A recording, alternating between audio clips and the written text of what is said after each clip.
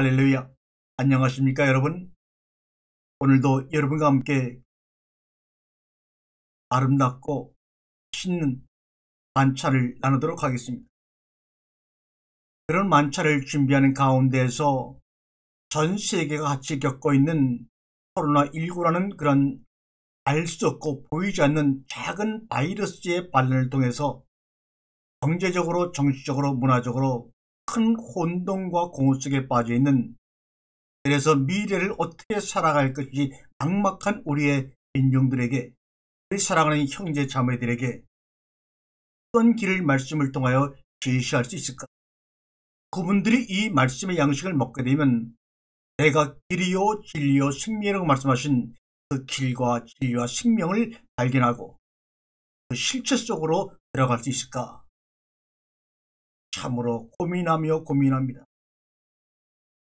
우리는 마치 오래된 숲길을 떠드는 작은 공기방울같이 모든 것이 불확실한 시대를 살아가면서 어찌 알 수 있을까? 어느 길로 가야 될까? 고민하는 수많은 소리를 들으면서 온몸으로 느끼면서 드는 생각은 오직 태초부터 불어오는 바람이 있다는 것입니다. 태초부터 불어오는 바람의 소리 속에 숨겨져 있는 오 내 사랑하는 이여, 오 내 사랑하는 이여라고 부르시는 하나님의 끊임없는 그 음성을 들을 수가 있었습니다. 오래전부터 불어오던 바람이었습니다.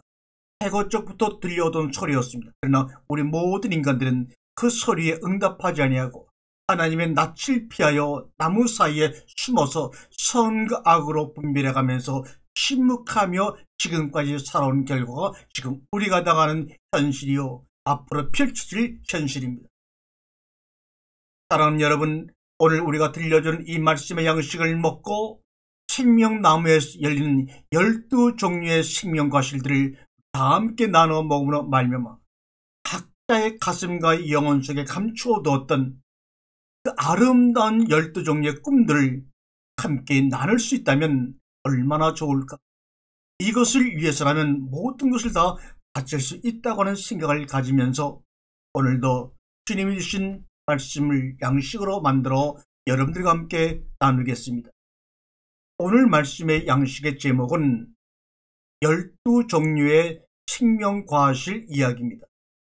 우리는 생명이라고 하면 사전적인 정의로 생명이라는 단어 그 뜻대로 그냥 한 가지 사람이 살아있는 것, 사람을 살게 하는 것, 이렇게 단수로 생각을 하기 쉽지만 성경 요한계시록에 보게 되면 생명나무에서 열리는 과일의 종류가 12가지나 된다고 우리에게 말하고 있습니다.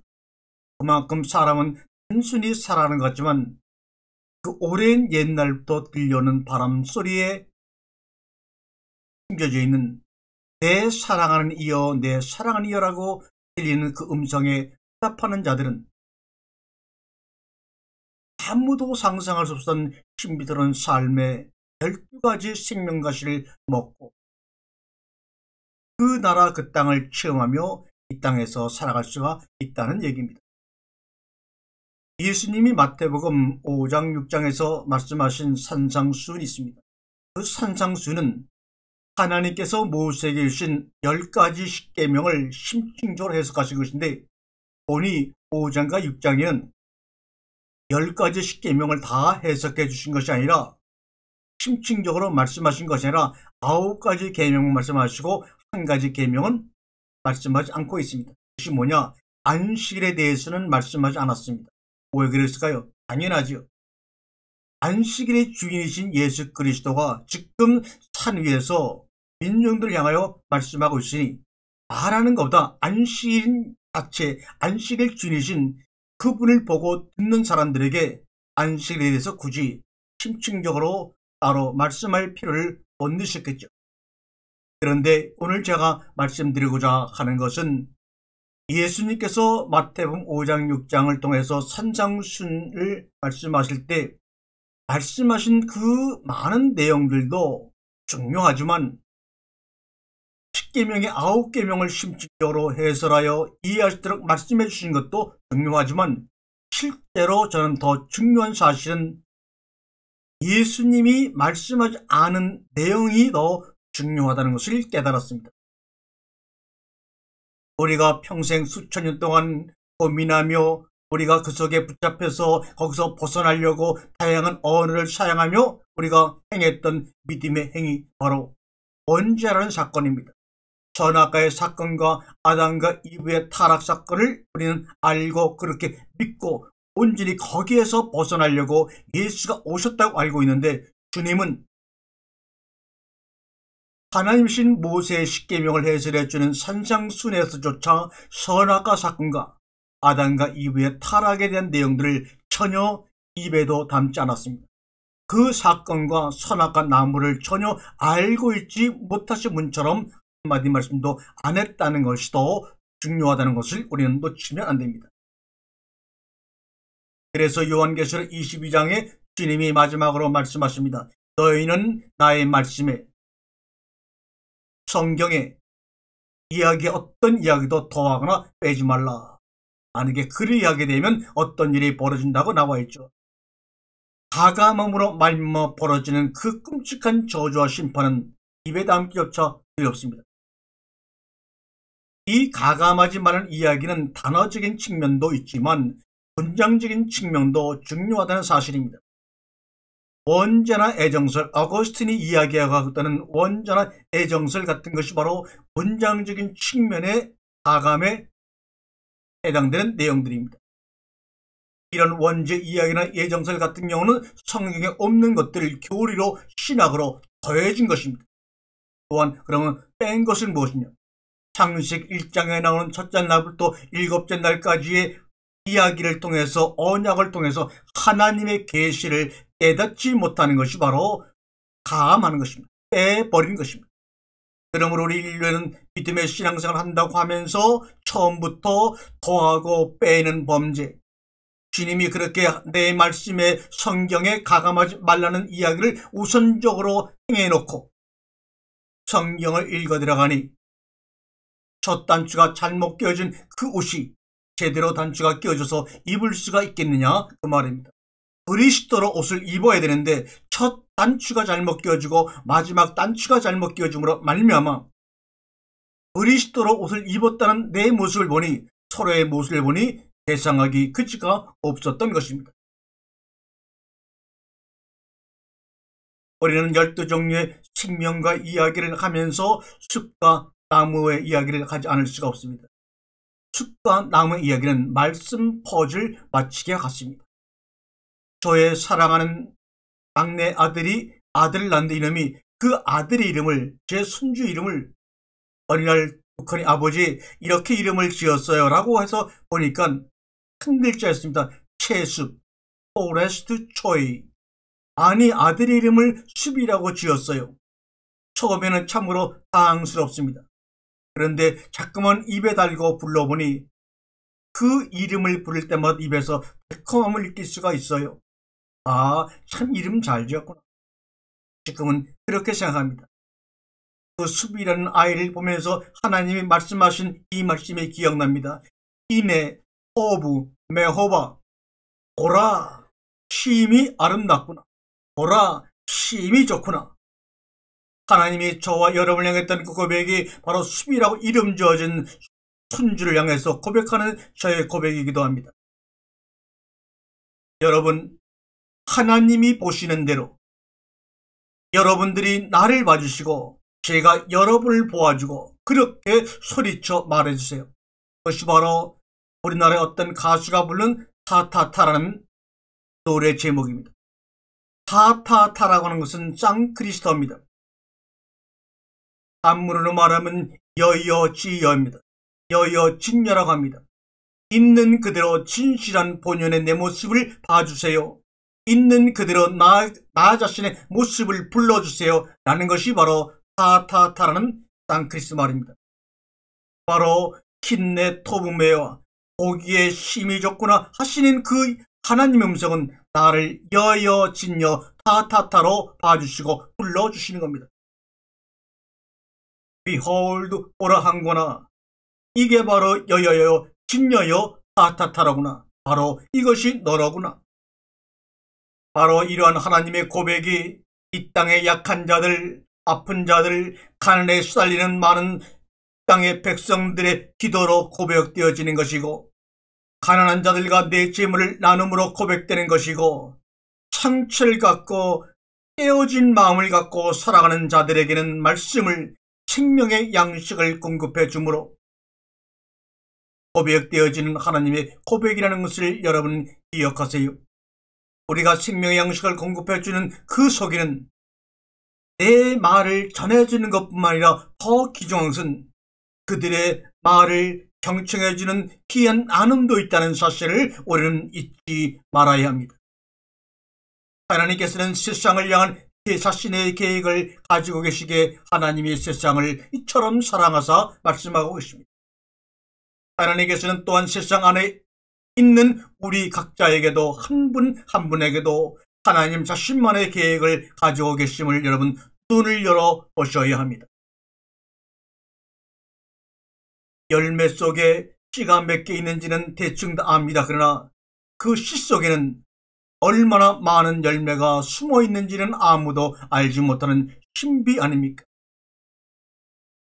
창세기 1장과 성경의 모든 내용을 한마디로 요약한다면 씨 속에 열매를 보는 나무 이야기입니다. 씨라고 하는 것은 생명이요 말씀 로고스를 의미합니다. 말씀 속에 숨겨진 말씀 안에 있는 열매를 보는 나무 이야기가 바로 창세기 1장의 얘기요. 선녀와 나무꾼 이야기와 같습니다. 창세기 1장 12절에 씨 안에 열매를 가진 나무를 지었다고 말씀하고 있습니다. 씨라고 하는 것은 불변하는 것이요 진리요 생명이요 예수님을 의미합니다. 씨 안에 열매 맺는 나무를 지으신 하나님이 29절에 가서는 사람을 지으시고 그에게 양식을 주시는데 그 양식이 어떤 양식이냐? 거꾸로 열매 안에 씨 가진 나무를 우리에게 식물로 주십니다. 씨 안에 열매를 가진 그 나무가 땅속에 씨를 뿌리 내림으로 말미암아 그 속에서 싹이 나고 꽃이 피고 열매를 맺음으로 말미암아 그 열매를 먹으라는 겁니다. 그 열매를 먹는 순간 그 안에 있던 생명이 다시 땅속에 묻혀 새로운 생명을 영속해 유지해 나가는 겁니다. 그러므로 먹는다고 하는 것, 양식이라고 하는 것은 바로 우리의 생명을 영원히 지속시켜 나가는 하나의 과정입니다. 이런 과정을 이루어내는데 며칠이 걸렸냐? 셋째 날에서 여섯째 날까지니 3일이 걸렸습니다. 바로 예수 그리스도가 겟세마네 동산에서 십자가에 돌아가신 3일 동안의 삶을 통해 씨 안에 있던 열매가 우리에게 먹힘을 당함으로 말미암아 새로운 씨앗으로 떨어지는 예수님과 그리스도의 삶이 우리 가운데 이루어지는 것을 말씀하고 있는 것입니다. 이 이야기 속에 펼쳐지는 그 엄청난 숲 속에는 수천 종류의 땅이 있습니다. 그 속에는 석유가 감춰져 있고 가스가 감춰져 있고 각종 자원이 감춰져 있고 화석이 감춰져 있고 귀한 히토리 같은 그런 원석도 감춰져 있고 또 그 위에는 가시덤물과 엉겅퀴와 그 밖에 아름답고 귀한 꽃과 열매를 맺는 나무들이 자리하고 있습니다. 이러한 땅속에 있는 것이나 땅 위에 자라는 모든 것들이 하늘에서 내리는 햇빛과 비와 불과 눈과 지진과 화산과 폭발 등 다양한 것들과 부딪혀서 고난과 어려움 속에서 생명을 만들어내는 생명의 이야기가 바로 창세기의 이야기입니다. 연이어 뛰어나는 수많은 꽃들과 탐스러움을 자랑하는 많은 열매들, 그리고 새가 둥지를 틀 수 있는 큰 나무가 꽁꽁 그 안에 숨어 있으며 사람의 계시록 요한계시록 22장 2절에 보게 되면 생명과의 종류만도 12가지가 있다고 말합니다. 생명나무가 있어 12가지 열매를 맺되 그 나무 잎사귀들은 만국을 치료하기 위하여 있더라고 분명히 생명나무에 맺히는 과일은 한 종류가 아니라 12종류라고 말합니다. 우리에게 완벽한 생명과 삶의 신비를 경험하도록 12종류의 생명의 과실들이 우리 속에 맺힌다고 합니다. 그런데 우리는 한 종류의 생명 과실만을 보고 이것이 진짜야 라고 고집하는 그런 고집과 인식의 갇힘에서 벗어나야 합니다. 생명수의 강이 어린 양의 보좌로부터 나와서 길 가운데로 흐르더라. 좌우에 생명나무가 있고 12가지 열매를 맺더라. 이렇게 말씀하고 있어요. 이를 위해 에덴에서 4개의 물줄기가 창세기 장 10절에 보면 흘러나옵니다. 물이 없으면 생명체는 물론이요 모든 피조물이 생존할 수가 없습니다. 하나님의 눈에는 가시와 엉겅퀴가 따로 존재하는 것이 아닙니다. 우리는 선악과의 사건으로 아담이 불순종하여 그로 인해서 죄의 대가로 땅에서 가시와 엉겅퀴가 나온다고 갇혀있는 생각을 갖고 있지만 하나님의 눈에는 그분의 마음속에는 가시와 엉겅퀴가 따로 존재하는 것이 아닙니다. 생명나무가 아니면 다 가시나무 엉겅퀴입니다. 왜요? 생명을 줄 수 없는 것들은 모든 것들이 가시요 엉겅퀴라고 하나님은 보시는 겁니다. 더군다나 미혹해서 생명나무를 있게 만드니 그게 가시요 엉겅퀴가 아니고 무엇일까요? 말씀이 육신이 되어 우리 가운데 오신 분, 말씀은 문자로 기록되어진 것을 의미하지를 않습니다. 우리가 사용하고 있는 영어나 히브리어나 한글을 의미하지 않습니다. 다양한 언어로 기록되어진 문자가 예수님을 통하여 그 말씀을 향하여 가서 그 말씀이신 하나님과 하나 되게 하는 것이 바로 육신에 대해 우리 가운데 오신 바로 그분을 이야기하는 겁니다. 그래서 말씀은 빌변하는 것이요 진리요 생명이요 땅에 떨어져 죽는 씨앗입니다. 너무나도 다양한 인물, 사건, 나라, 문화, 역사와 사건이 그 나라 각종 방언으로 기록이 되었습니다. 그 변화의 속도는 사실 그리 따라가지 못할 정도로 빠르게 변화되어 왔습니다. 그 중에 샘플로 쓰임받은 나라, 인물, 신들의 이야기, 문화가 성경에 등장하는 것이죠. 그 변화를 문자로 기록한 것이 우리의 역사라 이렇게 말합니다. 그런데 그런 변화 가운데서 변하지 않은 말씀을 향하여 가는 것이 바로 하나님의 예정입니다. 태초에 말씀이 있었습니다. 이 말씀이 하나님을 향하여 갑니다. 그래서 하나님을 향해 가서 그분의 품 안에 들어가 보니 그 말씀이 하나님이었다. 요한복음은 1장 1절에 말씀합니다. 그 말씀이 하나님을 향하여 가다 보니 그 말씀이 태초 안에 있었던 말씀이네 깨닫게 됩니다. 그게 사랑이네. 하나님과 나와의 하나됨의 완성이요 사랑이요. 이것을 보이시기를 하나님이 나에게 원하셨던 거네. 이것이 바로 우리에게 완성된 최종의 그림 아닙니까? 요한복음 8장에서 예수님은 나는 아버지에게서 본 것을 말하고 너희는 너희 아비에게 들은 것을 말하는구나 말씀하십니다. 예수님이 나는 아버지에게서 본 것을 말하고 이것은 뭡니까? 변하지 않는 진리, 실체를 너희들에게 말하고 있다 이 말입니다. 그런데 너희는 실체를 보고 이야기하는 것이 아니라 너희 아비, 거짓의 아비 그에게 가상 천실로 허상으로 말하고 있는 그것을 믿음이라고 믿고 이것을 위해서 산다고 너희들은 말하고 있구나. 그러기에 너희는 독사의 자식이야 이렇게 말합니다. 너희들이 말하는 것을 내가 수천 년 동안 들어보니 말하는 이들의 주관과 환경과 이해관계에 따라서 너희는 믿음을 달리 말하는구나. 그것이 바로 허상이야. 그것이 바로 거짓 앞에 붙잡힌 미혹의 말들이야 라고 말씀하십니다. 왜 여러분과 저는 하나됨을 믿는다고 아멘 아멘 하면서 신경조차 쓰지 않는 것일까요? 저는 사랑하는 딸이 아이를 잉태해서 지금 그 아이가 세상에 나올 때를 기다리는 신비한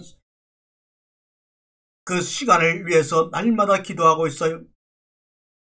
남자의 정자와 여자의 난자가 나팔관에서 만나 자궁에 착상하여 새로운 생명을 잉태하고 있다가 10개월 만에 세상으로 내보낼 것을 우리는 눈으로 확인하였고 또 그렇게 믿고 있습니다. 나 자신도 우리의 아버지 어머니를 통해서 그렇게 세상에 태어났습니다. 그렇게 세상에 태어난 수많은 인류는 한 사람도 DNA가 같은 사람이 없고 지문이 같은 사람이 없고 외모도 음성도 다 다르다는 것이 신기하지 않습니까? 그런데 이런 경험을 하였고 하고 있는 우리가 예수 그리스도와 내가 하나 되는 것을 왜 우린 아멘만 하지 실제로 그 실체를 경험하지 못합니까? 오늘도 들려주는 말씀과 내가 하나 되어 다양한 12가지 생명의 삶을 살아간다는 것을 우린 아멘만 하지 실체를 경험하지 못합니까? 믿는다고만 말하고 믿음만 붙잡고 살지 그 실체를, 하나됨의 실체를 왜 우리는 경험하지 못합니까? 여러분이 예수 그리스도와 하나 되고 하나님 아버지 하나 되고 말씀과 하나 되는 것이 믿음으로 이루어지는 것이 아니라 그 실체를 경험하고 그 속에 잠기는 거라면 여러분과 제가 감히 상상하지 못한 생명의 신비로운 삶이 우리 가운데 펼쳐지고 말 것인데도 말입니다. 우리에게 주어진 성경을 문자로 보고 그 문자 안에 갇히면 오히려 그 성사가 다른 일을 죽이고 파문하고 고립시킨다는 사실을 알지 못하십니까? 선악의 결과요 좌뇌의 기능입니다. 그러나 말씀은 하나 되게 하는 기능입니다. 통합으로 하나 되게 하는 것입니다. 666이라고 하는 숫자를 우리가 불길하게 보고 사탄의 징조라고 보면서 우리는 참으로 조심하면서 경계해 왔습니다. 그러나 진정한 666은 무엇일까요? 저는 이렇게 확신합니다. 성경 66권을 6일째 흙으로 빚은 상태에서 듣고 오는 것을 말합니다. 예수 그리스도 하나된 눈으로 보지 못하고 흙으로 빚은 흙의 인간이 66권의 성경을 믿음으로 보는 것이 바로 666이라고 저는 확신합니다. 그래서 그 사람은 마귀에게 속한 사람이라고 주님이 호통을 쳤던 것입니다. 666이라는 말은 소아시아 교회들에게 하신 말씀이지 이방인들에게 한 이야기가 아닙니다.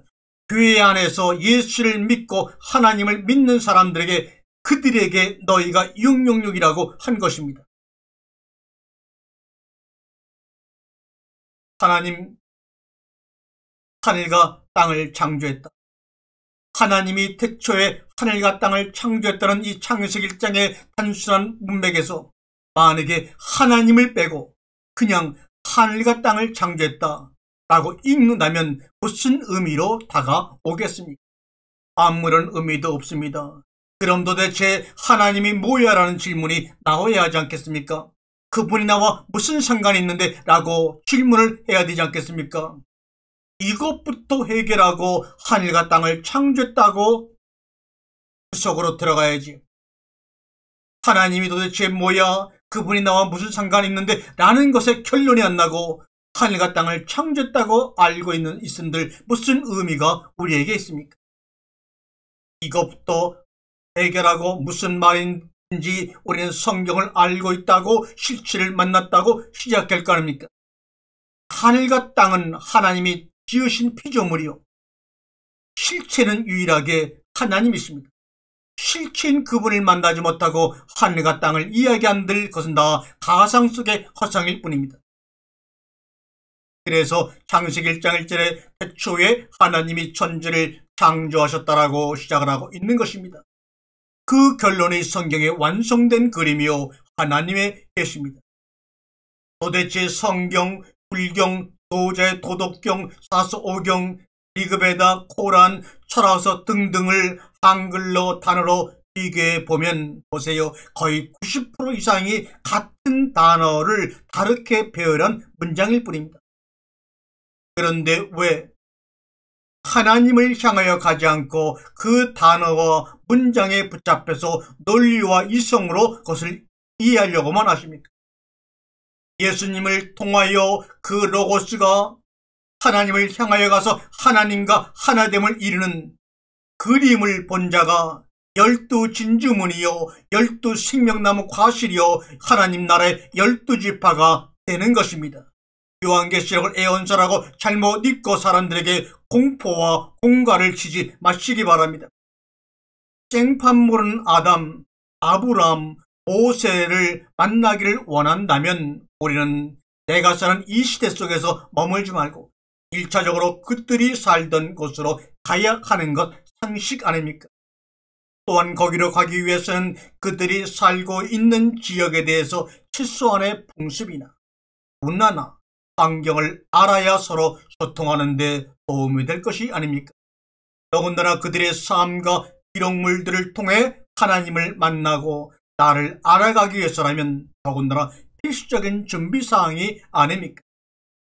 하물며 이웃나라에 트레킹을 가기 위해서도 얼마나 다양한 사전 준비를 하고 갑니까? 그런데 우리는 성경의 말씀을 내 속으로 영접하기 위해서 아무런 준비도 안 하고 그저 저 사람이 저 목사가 들려주는 대로 믿고 따를 뿐입니다. 그래서는 아니 됩니다.